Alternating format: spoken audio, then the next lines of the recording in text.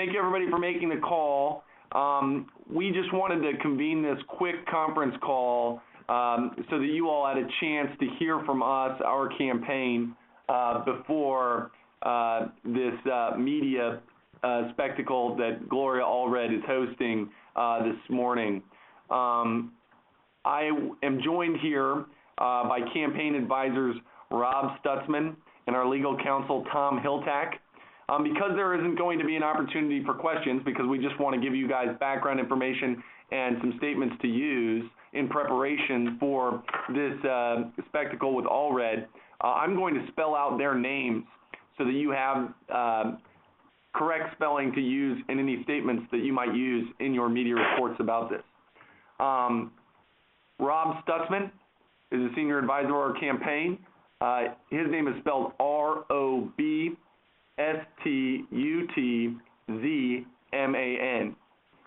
Tom Hiltack, who is our campaign's legal counsel, spells his name T-O-M-H-I-L-T-A-C-H-K, and he is with the firm Hiltack Bell McAndrew. Without any further presentation, I turn it over to Rob. Rob? Yeah, thank you, Tucker. This is Rob Stutzman. Good morning, everyone. Based on the limited information that we have, we believe we know who this former employee that's, in our view, being manipulated by Ms. Allred will be. We want to provide some information as to the facts surrounding this person's employment, but out of caution, until we are certain and have confirmation of who that individual is, we will not be releasing the name nor supporting documents to the facts that I'm going to ask Mr. Hiltack to walk you through here in a moment. But we wanted to provide some context of what we think is very likely to be the facts of whatever this allegation may be. And we will release documents immediately upon confirmation that it's the individual who we think we've identified. So with that, let me turn it over to Tom, and then I'll conclude with a few comments about Ms. Allred and possible motivations. Tom? Very good. Again, my name is Tom Hiltack. Based on what we've heard regarding the length of service, we believe we know who this person is, and if we are correct, this person was initially hired by Meg Whitman in November of the year 2000. At the time she was hired, she filled out standard IRS forms and Department of Justice immigration forms. At the time she was hired, she provided a copy of her Social Security card and her California driver's license. And I note that under her immigration form, she stated under penalty of perjury that she was a lawful permanent resident alien.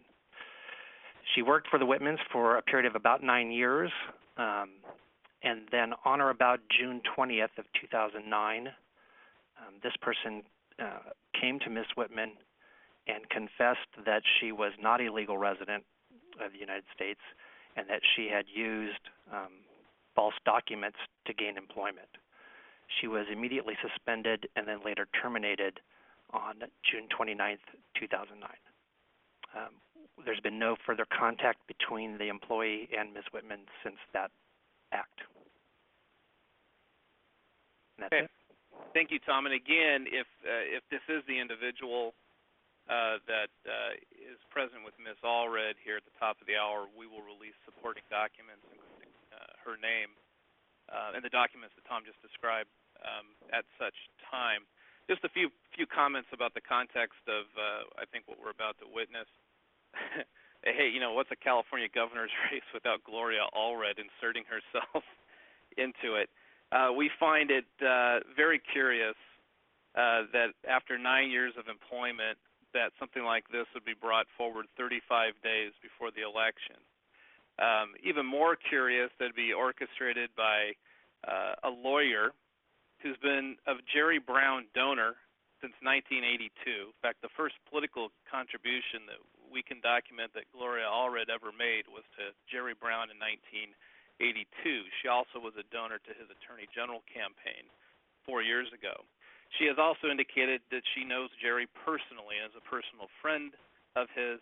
She did this on CNN just a few years ago. So there's a clear relationship and party affiliation that's undeniable link between Gloria Allred and Jerry Brown. We also think the timing of this is rather curious, that it happens at a time when the polls are tied, the day after a debate that Meg performed very well at, and in which there was odd and erratic behavior from Governor Brown following the debate when he ran from the press, refused to talk to them, and then hid in a hold room last night after meandering around the theater there at UC Davis. So we think the conclusion of all this is very obvious. This is the post-debate smoke bomb to try to obscure Governor Brown's bizarre behavior last night, and in our view, rather lackluster debate performance. If this is the individual that we think it is, Meg is very sad and has deep sorrow. This is someone that was very close to the family and had a very close relationship with, and it pained her to have to dismiss her, but obviously that was the correct thing to do once she admitted that she had falsified all of her employment records and that she was here in the country illegally. She's also, if it is this individual, is angry because she would see this person as being somewhat a victim here of political circumstances and manipulation by Ms. Allred, which is something certainly Ms. Allred has a specialty in. So we believe it's important the campaign get back to real issues. That's what Meg is going to do. It's what she's going to be doing here herself at the top of the hour during a campaign event, and we hope that this can be dispensed with rather quickly so we can return to issues that people really care about instead of desperate political attacks and the politics of personal destruction, which I think is what we're seeing employed here by Ms. Allred and by her relationship with the Brown campaign, we'll say part of the Brown camp as well. So that is what we have to say at this moment. No questions at this time. And again, watch your email inboxes for documents to arrive. Should this be the individual that we think that it is. Tucker, anything we have omitted? No, I'd just like to thank everyone for making the call and encourage any of the participants in the call to contact us at the Whitman Press Office here in Cupertino. We can provide excellent background into the political affiliations of Gloria Allred and some of these background documents that you discussed